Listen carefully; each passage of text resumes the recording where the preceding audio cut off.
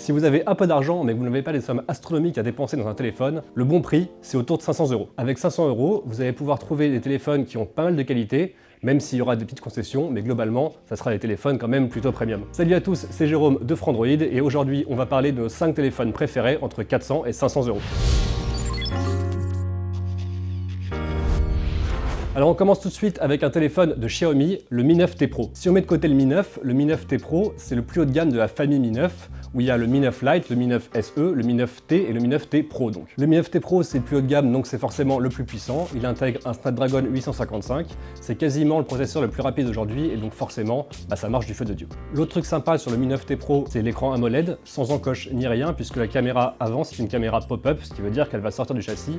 Du coup, on profite totalement de la dalle, et c'est quand même assez cool pour regarder du contenu. En revanche, Xiaomi aurait pu aller un peu plus loin sur la partie photo, parce qu'elle est bien, mais elle n'est pas extraordinaire. Et l'autonomie, pareil, c'est bien, mais c'est pas extraordinaire. Toujours est-il qu'avec le Mi 9T Pro, on a un téléphone qui est globalement très bien ficelé, qui est bien équilibré et qui est surtout performant. Ce téléphone, il coûte aujourd'hui 429 € en version 128 Go. C'est un super rapport qualité-prix et ça l'est encore plus quand il y a des promotions. On le trouve même parfois à moins de 400 €. Bon, voilà pour Xiaomi. On va pouvoir passer à l'autre concurrent de Xiaomi en France, évidemment, c'est Oppo. Les débuts d'Oppo en France étaient un peu compliqués parce qu'ils ont lancé un produit qui était extrêmement cher et qui, disons-le, n'était pas extraordinaire. Mais la marque a vraiment corrigé le tir avec le Oppo Reno 2. Le Oppo Reno 2, il est comme le Mi 9T Pro, c'est un écran sans encoche ni rien. Il y a une petite caméra qui sort encore une fois en pop-up dans un aileron. C'est un élément de design assez sympathique qu'on aime bien.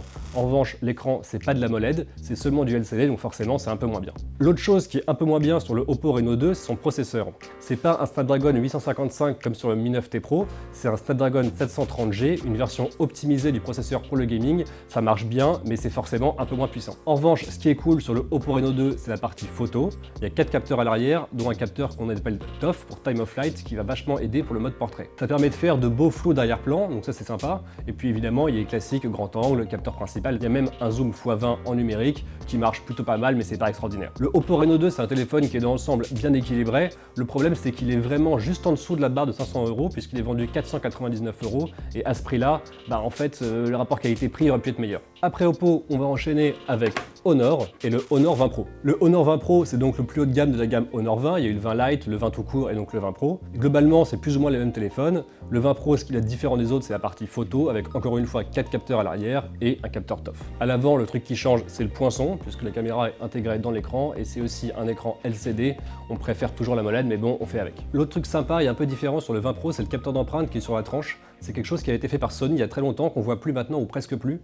Et c'est dommage parce que c'est quelque chose qui est assez pratique à l'usage en fait. Ce qu'on aime bien aussi sur le Honor 20 Pro, c'est sa batterie. Elle fait 4000 mAh et avec elle, on peut tenir presque 2 jours d'utilisation et même 2 jours si on n'est pas trop gourmand. Et puis aussi, le Honor 20 Pro, c'est le téléphone le plus compact de la sélection. Bon, compact, on s'entend, ça fait quand même 6,26 pouces, donc c'est relativement grand. Mais dans cette gamme de prix, malheureusement, il n'y a pas grand chose. Le Honor 20 Pro, il a été lancé à 499 €. Son prix a un peu baissé, donc maintenant vous le trouvez autour de 450 € et c'est quand même une bonne affaire. Le Honor 20 Pro, c'est fini. On va pouvoir passer à une marque qui pour une fois n'est pas chinoise mais coréenne avec le Samsung Galaxy A70. Contrairement au Honor 20 Pro qu'on a vu juste avant, le Galaxy A70, lui, c'est le plus grand de la sélection avec son écran de 6,7 pouces. Évidemment, comme c'est du Samsung, c'est un écran AMOLED, donc on a encore des contrastes infinis et Samsung sait faire des écrans, donc la qualité est franchement bonne. Comme sur quasiment toute la gamme A de Samsung, à l'arrière il y a 3 capteurs photo, dont un ultra grand angle, c'est désormais classique et on trouve ça sur à peu près tous les téléphones de cette gamme de prix. Samsung est assez fort en photo de manière générale, donc du coup là ça change pas d'habitude.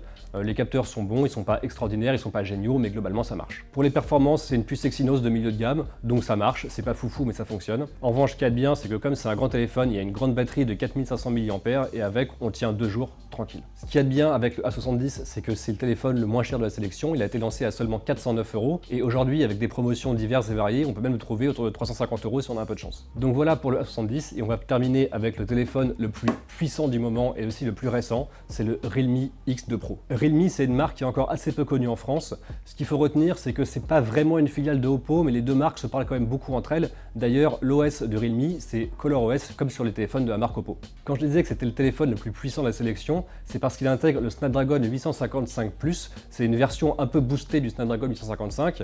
Alors ça change pas du tout au tout, mais évidemment ça va plus vite. Ça va plus vite au point que le téléphone fait tourner parfaitement Fortnite à 30 images par seconde en qualité épique. Ça c'est quand même sacrément cool si vous jouez. Et en plus de ça, ça permet d'alimenter l'écran OLED 90 Hz et du coup c'est vachement fluide. Le 90 Hz, vous connaissez, ça a été popularisé par OnePlus sur ses 7 Pro et puis ses 7T. Ça permet d'avoir un affichage qui fonctionne parfaitement bien puisque comme il y a plus d'images par seconde, on a l'impression que les animations sont vachement plus fluides. Évidemment, pour avoir autant de puissance et un écran 90 Hz, Realme a dû faire des concessions ailleurs. C'est notamment sur le design avec des finitions qui sont pas super et la partie photo qui elle non plus casse pas trop pattes à un canard. Toujours est-il que si vous voulez un téléphone qui est vraiment performant, il n'y a pas vraiment le choix, c'est le Realme X2 Pro. Le Realme X2 Pro aujourd'hui il est disponible en France autour de 440 €, mais attention uniquement chez Realme et chez Amazon. Pour l'instant il n'y a pas d'autres distributeurs, ce qui fait que parfois il est un peu difficile à trouver. C'est un peu dommage, mais malheureusement il faudra passer par là si vous voulez le téléphone le plus puissant du marché à ce prix-là. Donc on a vu 5 téléphones entre 400 et 500 €. À votre avis, lequel on préfère? Eh ben pour moi, c'est le Xiaomi Mi 9T Pro.